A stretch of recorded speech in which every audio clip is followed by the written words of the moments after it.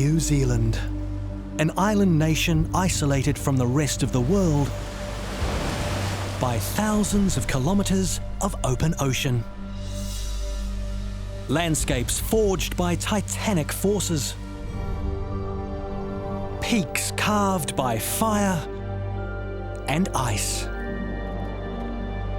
Rugged coastlines and primeval forests.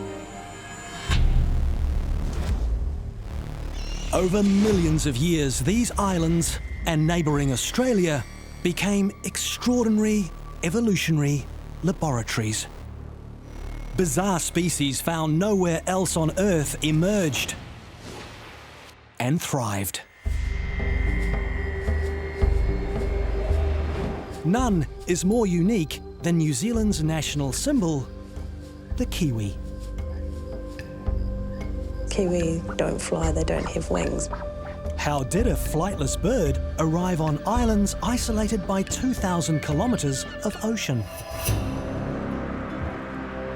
This is real primeval territory, Neil.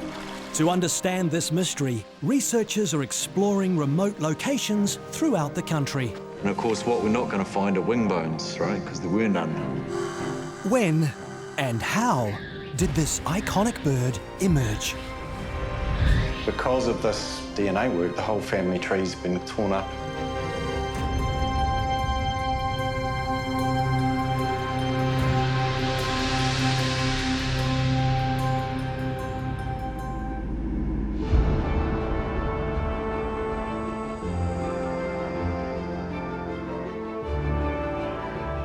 Five species of kiwi live throughout New Zealand.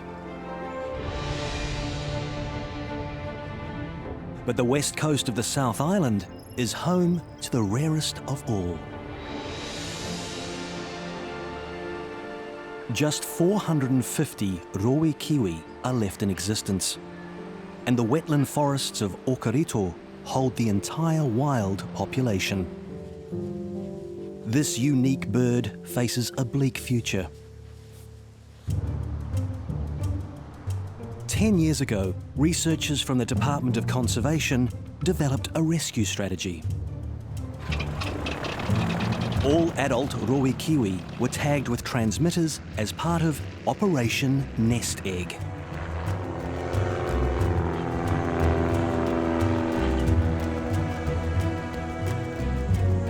Scientists are scanning the ground to discover which birds are laying eggs and where. It used to take them months to survey this landscape, but with every bird now tagged, the process takes just a few hours.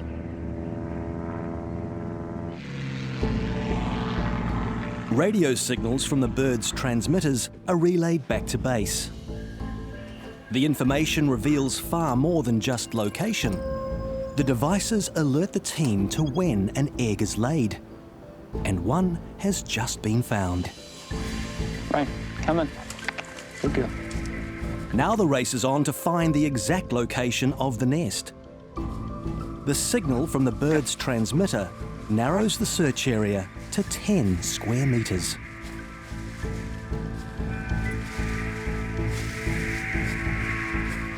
Ian Graham is head of the recovery team, and today he's joined by Nicola Torquay, the Department of Conservation's Threatened Species Ambassador. My job is to raise the profile and awareness of our many, many threatened species, of which the Okarito rowi kiwi is one. In fact, it's our most endangered kiwi. It's a pretty dense country in here. The team needs to locate and recover the egg before it becomes lunch for a hungry predator.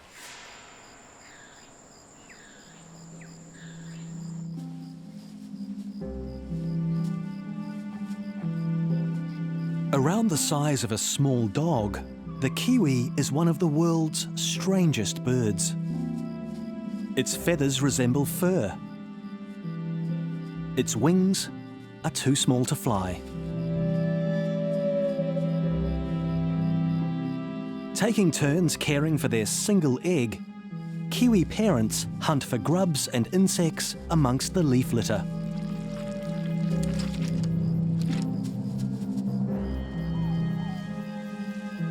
Kiwi have been living on the forest floor for millennia.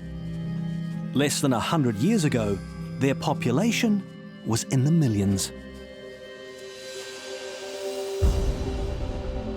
The stoat is the kiwi's #1 threat. They were introduced by Europeans to control the rabbit population. But these voracious predators found the kiwi to be easier prey.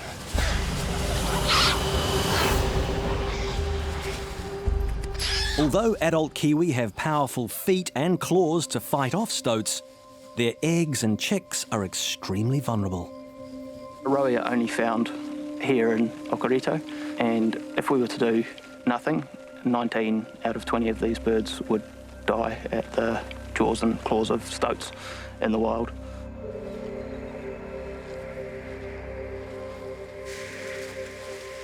So Sky Tracker can only get us so far. Yeah, it knows roughly where the bird is. Once on the ground, the team use handheld technology to guide them closer. Generally, we come out here and we have to find it with this. So it's, and rain. Yeah. Rain, the sniffer dog, provides the final up-close tracking to locate the precious egg. In prehistoric New Zealand, the kiwi developed a strong scent to recognise each other in the dark.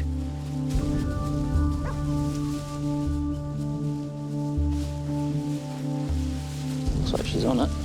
But today, it's this distinct odour that makes them an easy target for stoats. Found it. Good girl.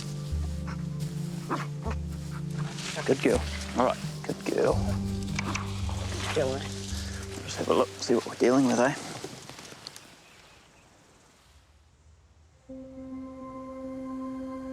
Kiwi parents spend daylight hours in their den, taking turns to incubate the enormous egg. Have a look. Oh my goodness. I'm very lucky in my job that I get to see kiwi a lot. But every time I see one, I still get that same sense of magic. They're like nothing else in the world. To recover the egg, Ian must crawl into the burrow. Careful management is critical to the chick's survival. Basically, if it doesn't get sat on again or warmed up within the 24 hours, it's likely that that egg will die. Yeah. We'll see how we go. The parent kiwi retreat, leaving the egg exposed. I guess our biggest challenge is collecting that egg without causing too much stress to the bird. If the birds don't move off the egg, there's a chance that they can kick or potentially put a hole or a crack in that egg. So those contortion skills come in handy. Nearly there. Ian is well aware that two pairs of powerful legs armed with sharp claws are very close. It's nearly 10 times larger than a chicken's egg, and handling with care is critical. The embryo can be easily damaged. You got it? Yep, got it. Wow. It was a pretty special moment to be handed a real live kiwi egg, but it also meant a lot of responsibility. So I was focusing as hard as I could on making sure I didn't, jiggle the egg too much. So what we're looking for in general is just any cracks in the egg surface. If there's a crack in there, we need to transport it basically crack side up, because we don't want anything spilling out of the egg. Yeah. There we go. Oh, yeah, yeah. You can see that air cell. Yep. So that also tells me that the egg's upright. So basically, we just want to smooth the ride out as we can. Yeah. The egg size and underground location point to the unique environment this extraordinary bird lived in millions of years ago. But what does it reveal about how a flightless bird first arrived on these isolated islands?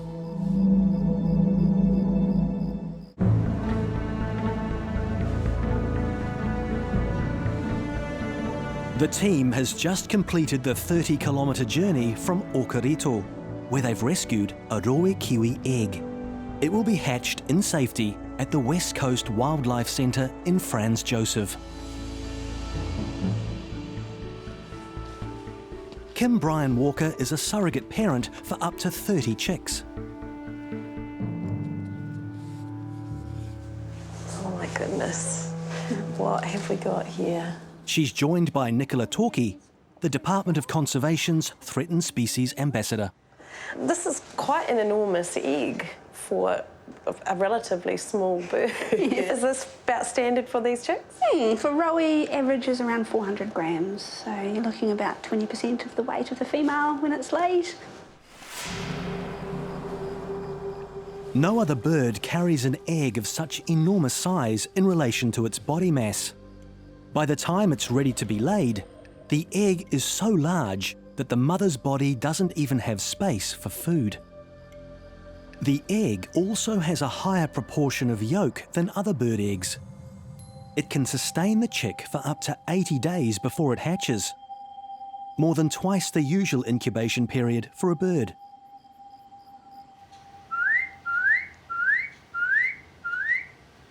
This chick is ready, and the long process of hatching has begun. Kim imitates her parent bird to test the chick's responses. Good bubbles. I can hear 'em. Little tiny little squeaks. Amazing.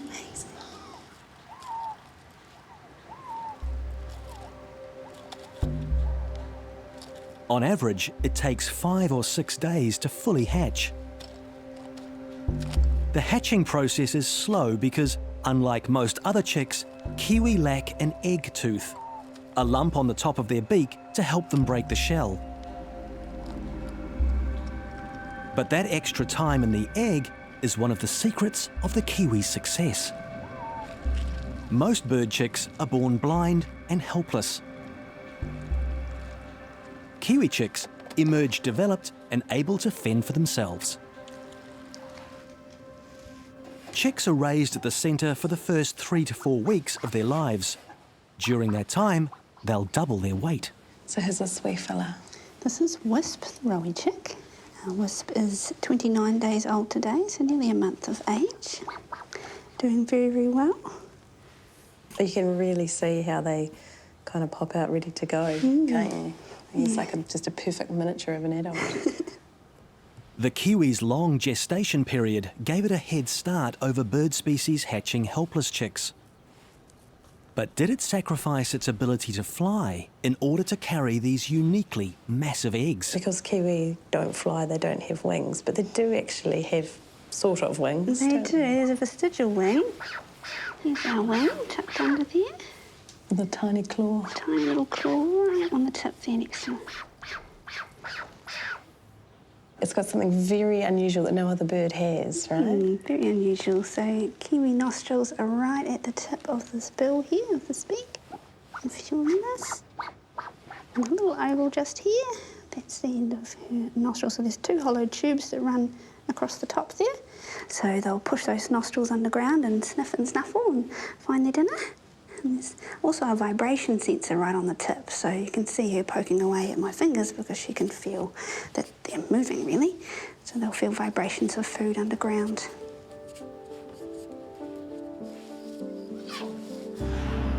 The beak acts like a blind man's cane, detecting slight vibrations caused by worms and insects on the forest floor.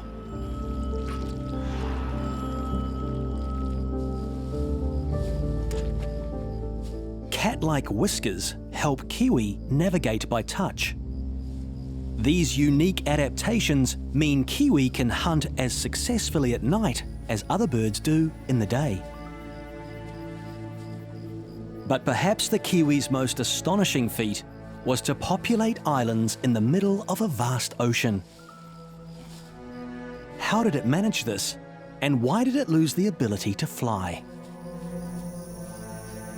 Close relatives can provide clues.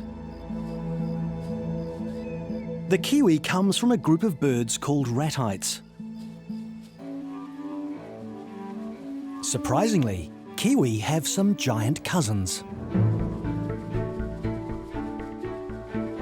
They include the Australian emu and the South American rhea.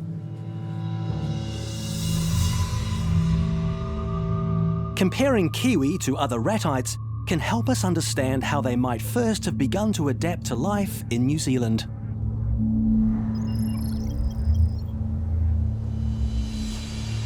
The Moresby Ranges in northeastern Australia are also home to ancient forests. But unlike New Zealand, these are warm and tropical.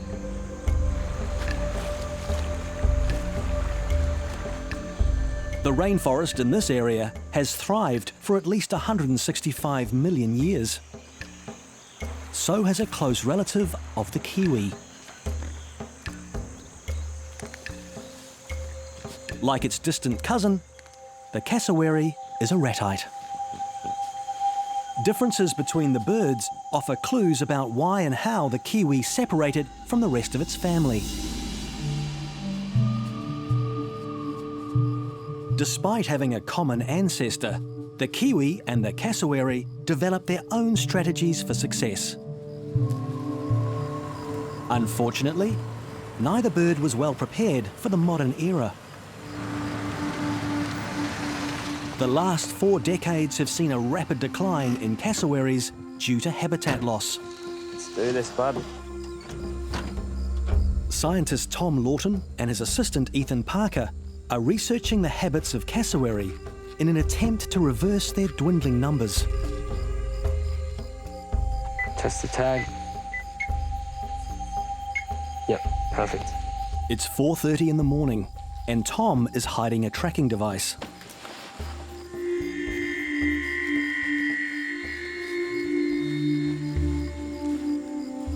A trek through dense undergrowth brings them to the bait station.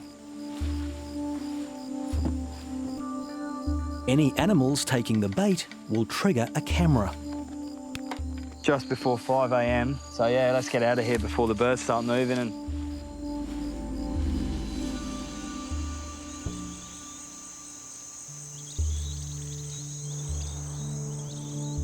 4 hours later, they return.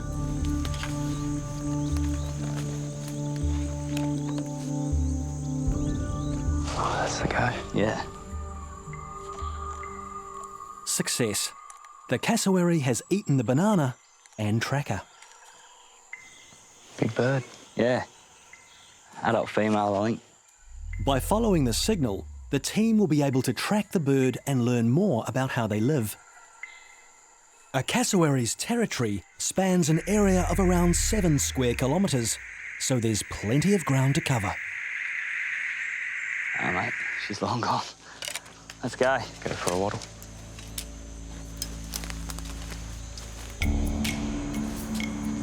Cassowaries and kiwi shared a common ancestor 58 million years ago.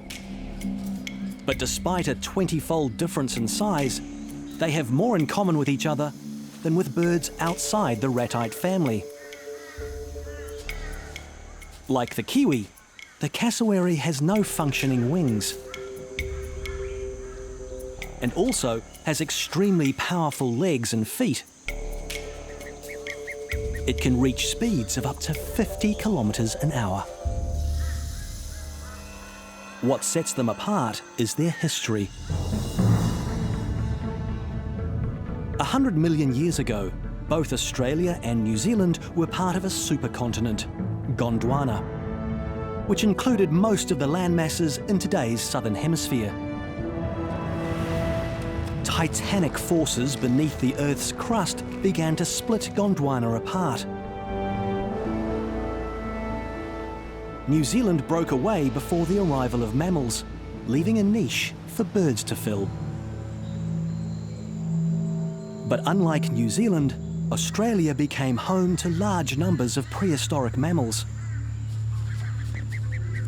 To defend themselves from attack, cassowary became aggressive fighters. They are reputed to be the world's most dangerous bird. If challenged, they can use their enormous dagger-like claws with deadly force.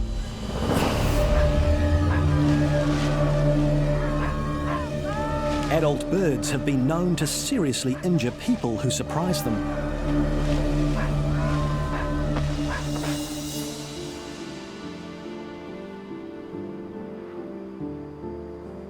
As their rainforest habitat is destroyed, such incidents are becoming more common. Cassowary are now venturing into the suburbs and onto beaches to find food. Conflict with humans is inevitable. The birds do have the potential to be extremely dangerous towards people. Most of the time, your conflict situations come when the birds have been fed and therefore associate people with food.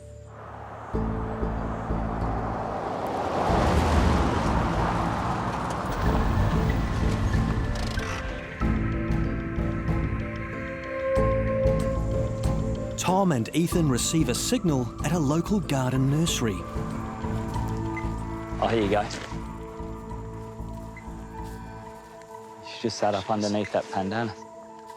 It's a good spot for her anyway. It's quiet.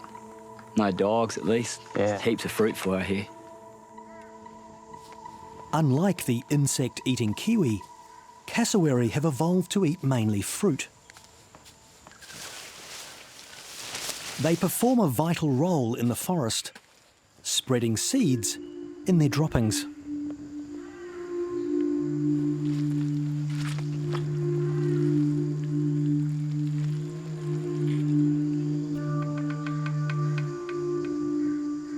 Scientists are concerned that fruit farms and banana plantations are changing the foraging patterns of cassowary. They're really unknown about how they're foraging through that landscape and how the availability of food resources may be affecting their foraging ecology.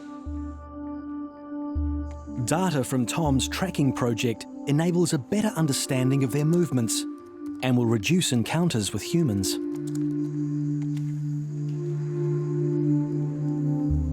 Environmental differences between Australia and New Zealand turned the cassowary into a large fighter that lived off fruit, while the kiwi became small and nocturnal. These differences highlight the dramatic role the environment plays in determining the future of a species. But what can it teach us about how a flightless bird arrived in New Zealand? More answers to the mystery of the kiwi's evolution are emerging from an extraordinary treasure trove of ancient bones.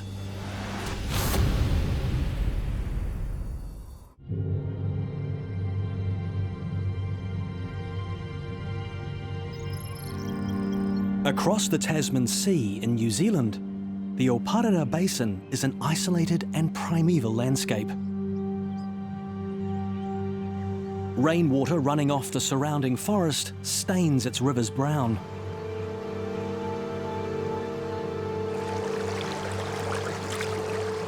The brown water is produced by a natural dye called tannin. It makes the water acidic and has been dissolving the limestone here for millions of years.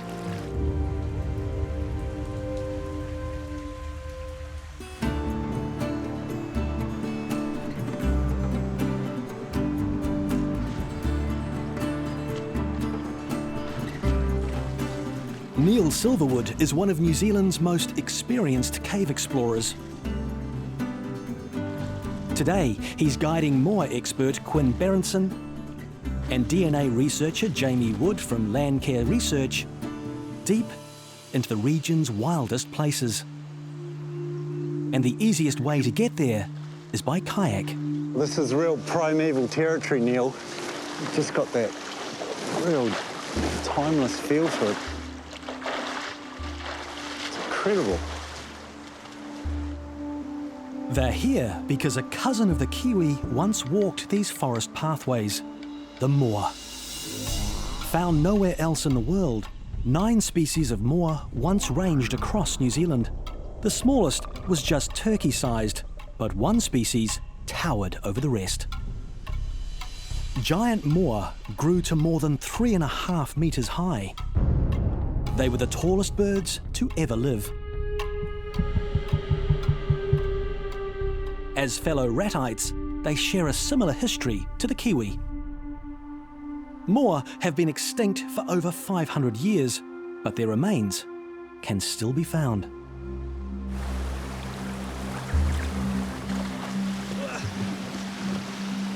The team is heading for a cave system carved over 35 million years into a maze of chambers, arches and channels. Hold on tight.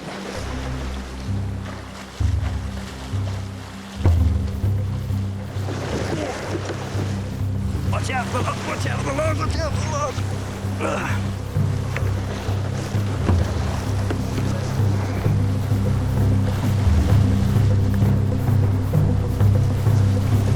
Here we go.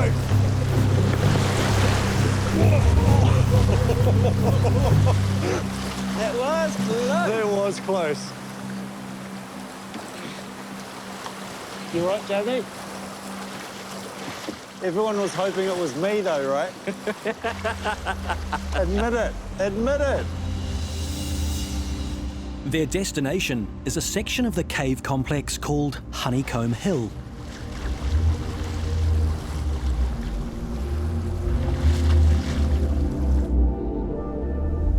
"14 kilometres of tunnels and caves twist their way beneath just 1 square kilometre of woodland. Its secrets were kept safe for thousands of years." These look like little cave entrances everywhere, Neil. And the water's very acidic, you know, and that's why the caves are here in the first place. And this canyon here, rather than being carved away, has actually been dissolved down.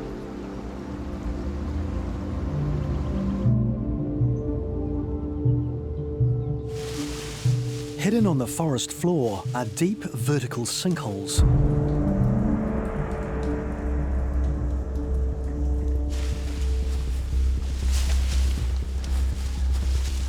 So I guess we have to be a bit careful through here, Neil.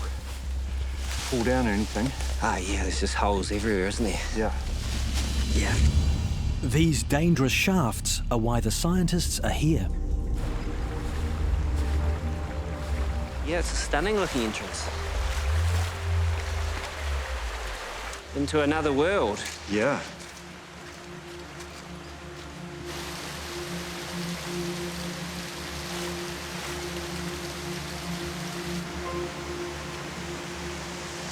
Watch out, this is pretty slick. Yeah. Yep, take it easy. Wow.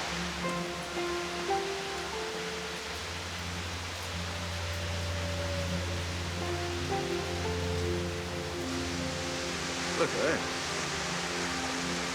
Now I see why it's called Honeycomb Hill. Really is just like Swiss cheese, this whole landscape, isn't it? Yeah.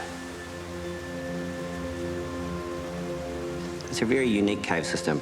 I think there's something like 60 entrances, and they're the perfect pitfall traps for animals. So everything that's on the surface, at one time or another, has fallen down those shafts and died. You know, those gigantic, clumsy birds, maybe leaning out too far to get a nice succulent fern or something, and boom, Tumble down the hole. down the hole. So we're looking deeper into the system for moa bones. Yeah, moa caves down here.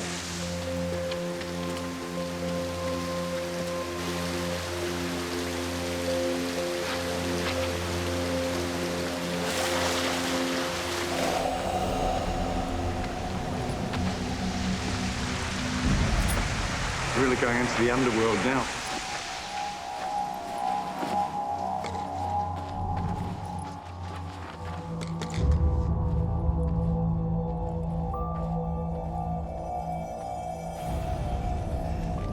Oh, yeah, there we go, look. Wow. This is a real boneyard, isn't it?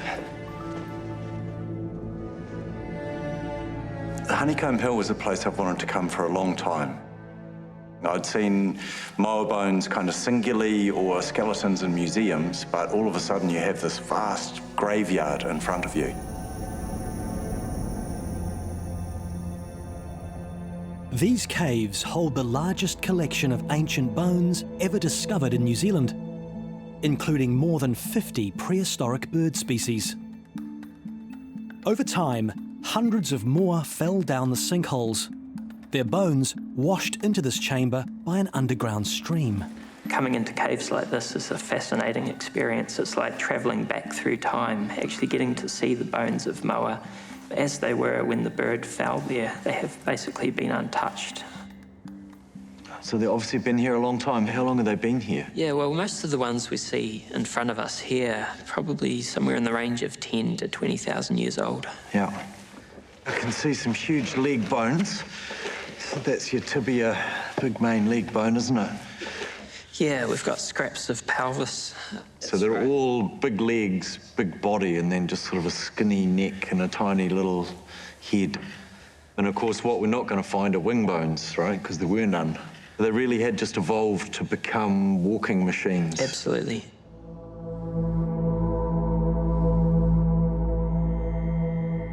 Like their relative the cassowary, moa and kiwi took different evolutionary paths. But why?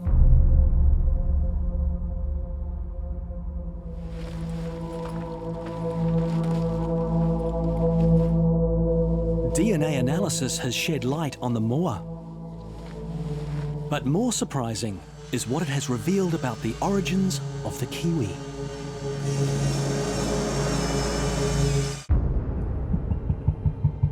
Moa thrived in New Zealand for millions of years.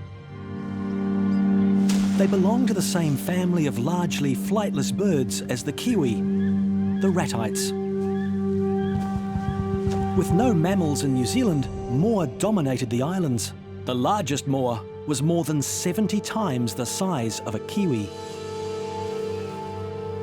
But they evolved together. What niche did the kiwi hold in the forest? While plant-eating moa were active during the day, the kiwi evolved to hunt insects at night. This avoided competition for limited resources. And there may have been an even more compelling reason why kiwi evolved to be nocturnal and live in burrows. In contrast to Australia, in New Zealand, no dangerous ground predators evolved, but that didn't mean it was safe. As recently as 700 years ago, an eye blink in evolution, New Zealand's skies boasted a breathtaking sight. These forests were once home to the largest eagle to ever live.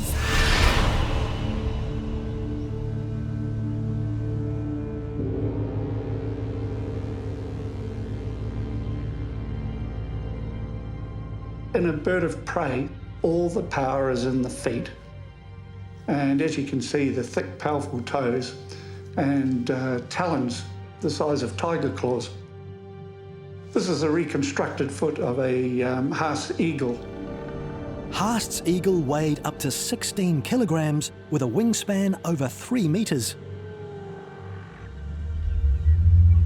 Stories told by New Zealand's indigenous Māori people tell how these birds, called poakai, would even attack children. There are large, strong tendons which run up the leg and down to each of the toes, which allow the bird to have this crushing grip on its prey. Their favourite prey was the giant moa.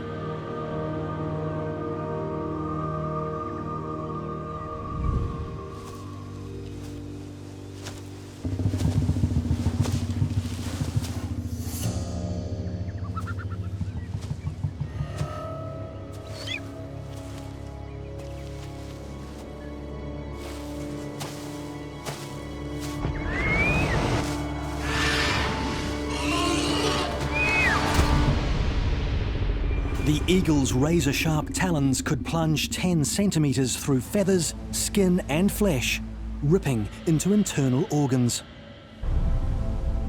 Moa pelvises have been discovered with parallel rows of claw marks gouged deep into the bone. The eagle's large beak could tear through its prey's organs. Death would have been caused by shock and blood loss. If even the giant moa could fall victim, what chance was there for the kiwi? To avoid Haast's eagle, they evolved to hide beneath the ground during the day.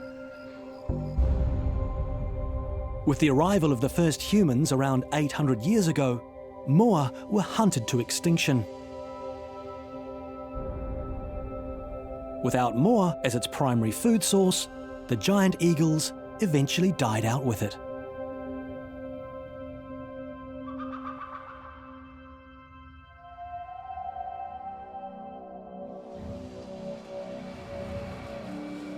New Zealand's only other endemic bird of prey fared a bit better.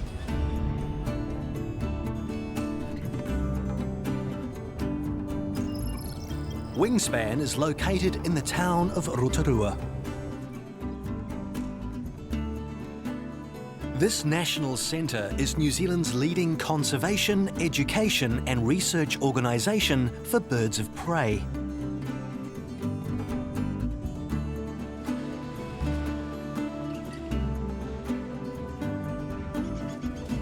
Executive Director Debbie Stewart has formed a unique bond with Aussie, a 12-year-old New Zealand falcon. He's a bush falcon variety, and the South Island is slightly bigger, but you'll notice that he's very coloured up at the moment, typical of an adult. He's got bright yellow legs, he's got yellow eye rings as well. And the one thing about falcons, they always like to go for the high vantage points, and it just gives them a better chance to look around and see what's going on.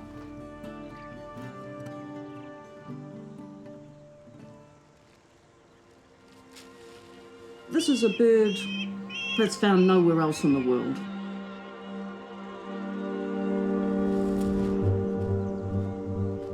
Today, they are even rarer than kiwi. The New Zealand falcon evolved millions of years ago in a largely forested landscape. They have developed a body shape that optimises their ability to hunt and manoeuvre in dense and tangled environments.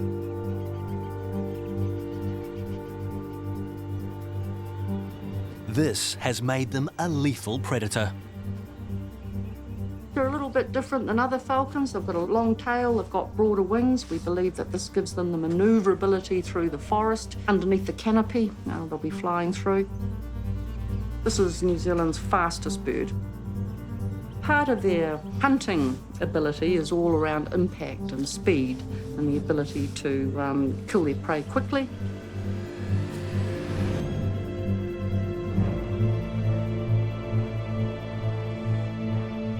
This fearsome predator has eyesight 8 times sharper than a human's, meaning they can spot small prey from hundreds of meters away and then ambush it with frightening speed and cunning.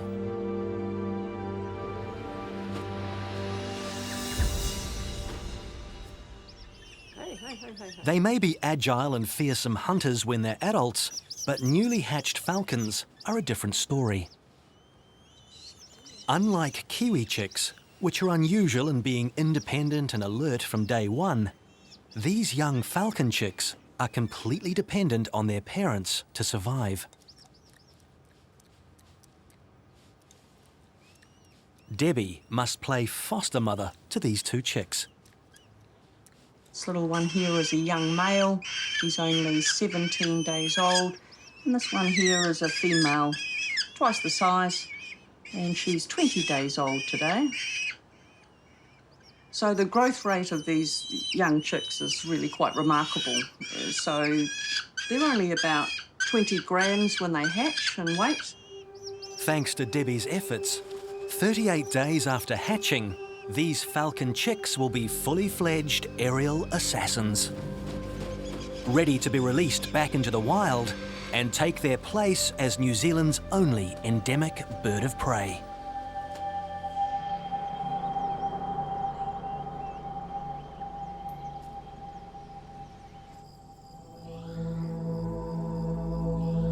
If the moa and the presence of Haast's eagle explain the kiwi's nocturnal habits, one last mystery remains. Why can't the kiwi fly? Scientists have long believed ratites came from a common flightless ancestor living on Gondwana, which became isolated once New Zealand split away. The assumption was that one flightless bird species evolved to become both the moa and the kiwi. But recent advances in DNA technology have challenged this belief. The moa bones from Honeycomb Hill provide the key. So there's still DNA left in these bones, even though they're 20,000 years old? Yeah, there'll be DNA in these bones, but there'll be very, very small amounts, and it'll be broken up into tiny little fragments. So working with the DNA will be basically like trying to piece a puzzle back together. Extracting DNA from ancient bones has its challenges. Typically, we'd expect between 1% and 5% of the DNA in that bone to actually be moa. The rest of it will be fungi, bacteria, everything that lives in that bone after the organism has died. So the genetic code is a really useful way at looking at relationships between species. And so by being able to get DNA out of moa bones has told us a lot about its relationships to other ratites, such as kiwi.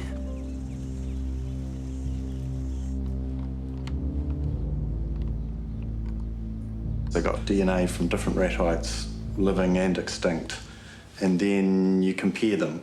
So you choose a particular gene from every single species. You line them up side by side, and then that gives you an idea of how different or how closely related those species are. Right, so which ratites are most closely related out of the group? Yeah. As the bones give up their secrets, they reveal something completely unexpected. You would think that if there's two ratites in New Zealand, the moa and the kiwi, that they would be more closely related to each other than they are to the other ratites spread around the world. Surprisingly, DNA analysis reveals the turkey-sized South American bird, the tinamu, and not the kiwi, is the moa's closest relative. Experts were even more surprised to discover that the tinamu is a ratite that can fly.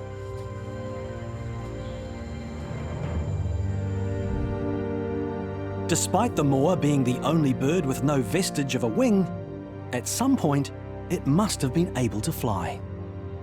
So you've got the only bird without wings related to the only ratite that can fly, which was completely unexpected. Right. Yeah. The moa wasn't the kiwi's nearest relative.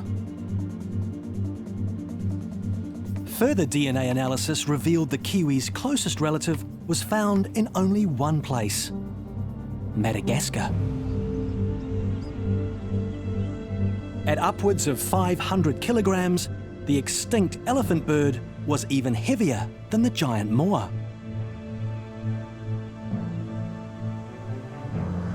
Most scientists now believe the moa and the kiwi didn't descend from a common flightless ancestor, but instead arrived by air 50 million years ago and after New Zealand was already an island. Ratites could fly. This research shows not only did kiwi fly to New Zealand, but they arrived 10 million years after the moa. The two species had separate journeys to flightlessness. Because of this quite recent DNA work, the whole family tree's been torn up, and the little famous flightless bird actually flew here after all. So why did kiwi lose the ability to fly? Flying consumes a lot of energy and restricts how large a bird can grow. The kiwi opted for extra weight and the ability to lay a large egg, which resulted in better survival rates. With no need to escape from predators, hunting on the ground was easier than in the air. So over time, the birds evolved to become flightless. Isolation from the rest of the world allowed the kiwi to follow a unique path, one where birds took the place of mammals. The kiwi became a nocturnal creature, living much of the time in a den and sniffing out food with nostrils at the end of its beak. It was an evolutionary trick that served the kiwi well for millions of years.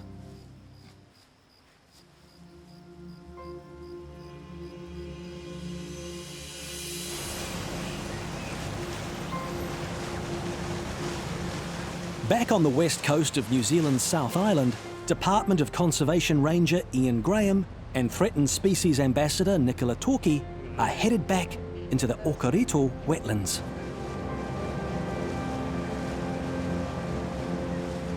2 rowi kiwi chicks